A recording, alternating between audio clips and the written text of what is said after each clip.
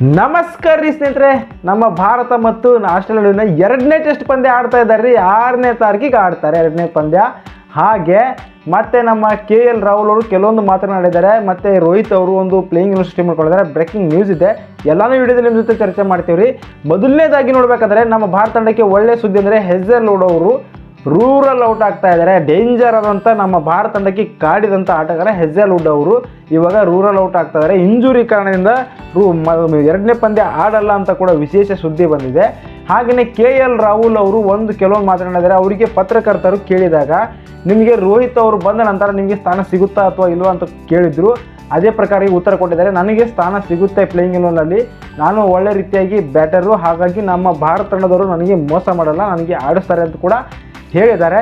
ಹೀಗೆ ಮತ್ತು ರೋಹಿತ್ ಶರ್ಮಾ ಅವರು ಒಂದು ಪ್ಲೇಯಿಂಗ್ ಎಲೆವೆನ್ ಸೃಷ್ಟಿ ಮಾಡ್ಕೊಂಡಿದ್ದಾರೆ. ಯಾವ ರೀತಿಯಾಗಿ ಸೃಷ್ಟಿ ಮಾಡ್ಕೊಂಡಿದ್ದಾರೆ ಅಂದರೆ, ಮೊದಲನೇದಾಗಿ ನೋಡಬೇಕಾದ್ರೆ ಇವಾಗ KL ರಾಹುಲ್ ಮತ್ತು ಜೈಸ್ವಾಲ್ ಅವರು ಕಳೆದ ಪಂದ್ಯದಲ್ಲಿ ಆಡಿದ್ರು.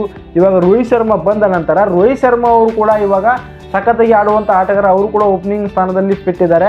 ಹಾಗಾಗಿ ಇಲ್ಲಿ ಮ್ಯಾನೇಜ್ಮೆಂಟ್ ನೋಡಿದ ಪ್ರಕಾರ, ನ್ಯೂಸ್ ಪ್ರಕಾರ ರೋಹಿತ್ ಶರ್ಮಾ ಅವರು 5ನೇ ಸ್ಥಾನಕ್ಕೆ ಆಡಬೇಕಂತ ಕೂಡ ಒಂದು ಸುದ್ದಿ ಬಂದಿದೆ. ಹಾಗೆಯೇ ಇಲ್ಲಿ ಪ್ಲೇಯಿಂಗ್ ಎಲೆವೆನ್ ರೋಹಿತ್ ಅವರ ಪ್ರಕಾರ ಇಲ್ಲಿ Rohit Sharma Jaiswal playing eleven opening ಆಡ್ತಾರೆ. 2ನೇ ಸ್ಥಾನಕ್ಕೆ ಶುಭ್ಮನ್ ಗಿಲ್ ಅವರು ಎಂಟ್ರಿ ಆಗ್ತಾ ಇದ್ದಾರೆ. ಯಾಕಂದರೆ ಇಂಜುರಿ ಕಡೆಯಿಂದ ಕಳೆದ ಪಂದ್ಯದಲ್ಲಿ ಇದ್ದಿಲ್ಲ. ಹಾಗಾಗಿ ಇವಾಗ ಮತ್ತೆ ಎಂಟ್ರಿ ಕೊಟ್ಟಿದ್ದಾರೆ ನಮ್ಮ ಗಿಲ್ ಅವರು. ಅವಾಗ ಇವರು ಕೂಡ ಒಂದು ಅದ್ಭುತವಾದಂಥ ಆಟಗಾರ, ಇವರು 3ನೇ ಸ್ಥಾನಕ್ಕೆ ಆಡ್ತಾರೆ. ಒಂದು ಸಂದರ್ಭಕ್ಕೆ ಗಿಲ್ ಇರಲಿಲ್ಲ ಅಂದರೆ ಮತ್ತೆ ಇಲ್ಲಿ ಅದ್ಭುತವಾದಂಥ ಆಟಗಾರರು ಮತ್ತು ಜುರೇಲ್ ಅವರಿದ್ದಾರೆ, ಅವರು ಒಳಗಡೆ ಬರುವ ಸಾಧ್ಯತೆಗಳಿದೆ ಅಂತ ಕೂಡ ಹೇಳ್ಬೋದಾಗಿದೆ. 3ನೇ ಸ್ಥಾನಕ್ಕೆ ಶುಭ್ಮನ್ ಗಿಲ್ಲು, 4ನೇ ಸ್ಥಾನಕ್ಕೆ ನಮ್ಮ ಕಿಂಗ್ ಕೊಹ್ಲಿ ಅವರು ಆಡ್ತಾರೆ 4ನೇ ಸ್ಥಾನಕ್ಕೆ, 5ನೇ ಸ್ಥಾನಕ್ಕೆ ರಿಷಬ್ ಪಂತ್ ಇದ್ದಾರೆ. ಇಷ್ಟು ಆಟಗಾರಂತೂ ಫಿಟ್ಟು. KL ರಾಹುಲ್ 6ನೇ ಸ್ಥಾನಕ್ಕೆ ಬರ್ತಾರೆ. ಇಲ್ಲಿ ಅದ್ಭುತವಾದಂಥ ಆಟಗಾರ KL ರಾಹುಲ್ ಕನ್ನಡಿಗ 6ನೇ ಸ್ಥಾನಕ್ಕೆ ಬರ್ತಾರೆ. ಹಾಗೆಯೇ 7ನೇ ಸ್ಥಾನಕ್ಕೆ ವಾಷಿಂಗ್ಟನ್ ಸುಂದರ್ ಇದ್ದರು. ವಾಷಿಂಗ್ಟನ್ ಸುಂದರ್ ಹೊರಗಡೆ ಹೋಗೋ ಸಾಧ್ಯತೆಗಳೆಲ್ಲ ಇದೆ. ಅವ್ರ ಬದಲಿಗೆ ಜಡೇಜಾ ಅವರು ಬರ್ತಾ ಇದ್ದಾರೆ ಇಲ್ಲಿ 7ನೇ ಸ್ಥಾನಕ್ಕೆ ಅಂತ ಕೂಡ ಹೇಳಬಹುದಾಗಿದೆ. ಹಾಗೆ ಇವ್ರ ಜೊತೆಗೆ ನಿತೀಶ್ ರೆಡ್ಡಿ ಕೂಡ ಇದ್ದಾರೆ, ಸಖತ್ತಾಗಿ ಆಲ್ರೌಂಡರು. ಇವರು ಕೂಡ ಒಂದು ಬ್ಯಾಟಿಂಗ್ ಬಾಲಿಂಗ್ ಎಲ್ಲನೂ ಮಾಡ್ತಾರೆ. ಕಳೆದ ಮ್ಯಾಚ್ನಲ್ಲಿ ಎಲ್ಲ ರೀತಿಯಾಗಿ ತೋರಿಸ್ಕೊಟ್ಟಂಥ ನಿತೀಶ್ ರೆಡ್ಡಿ ಕೂಡ ನಮ್ಮ ಭಾರತ ತಂಡಕ್ಕೆ ಹೆಲ್ಪ್ ಆಗ್ತದೆ ಟೆಸ್ಟ್ನಲ್ಲಿ ಅಂತ ಕೂಡ ಹೇಳಬಹುದಾಗಿದೆ. ಹಾಗೆಯೇ ಇಲ್ಲಿ 8ನೇ ಸ್ಥಾನಕ್ಕೆ ಜಸ್ಪ್ರೀತ್ ಬುಮ್ರಾ ಇದ್ದಾರೆ.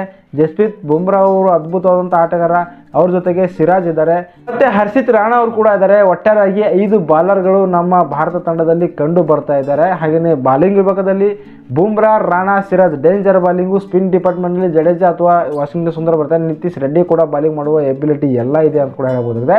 ಇವ್ರ ಜೊತೆಗೆ ಬ್ಯಾಟಿಂಗ್ ವಿಭಾಗದಲ್ಲಿ ರೋಹಿತ್ ಶರ್ಮಾ, ಗಿಲ್ಲು ಮತ್ತು ವಿರಾಟ್ ಕೊಹ್ಲಿ, ಪಂತು, KL ರಾಹುಲ್, ನಿತೀಶ್ ರೆಡ್ಡಿ ಕೂಡ ಬ್ಯಾಟಿಂಗ್ ಮಾಡ್ತಾರೆ. ಹಾಗಾಗಿ ನಮ್ಮ ಭಾರತ ತಂಡಕ್ಕೆ ಒಂದು ಹೇಳಿ ಮಾಡಿಸಿದಂಥ ಜುರೇಲ್ ಅವರು ನಮ್ಮ ತಂಡದಲ್ಲಿ 6-7ನೇ ಸ್ಥಾನಕ್ಕೆ ಆಡ್ತಾರೆ ಅಂತ ಕೂಡ ಹೇಳ್ಬೋದಾಗಿದೆ. ಈ ರೀತಿಯಾಗಿ ನಮ್ಮ ಭಾರತ ತಂಡ ಅದ್ಭುತವಾದಂಥ ಒಂದು ಪ್ಲೇಯಿಂಗ್ ಸೃಷ್ಟಿ ಮಾಡ್ಕೊಂಡಿದ್ದಾರೆ.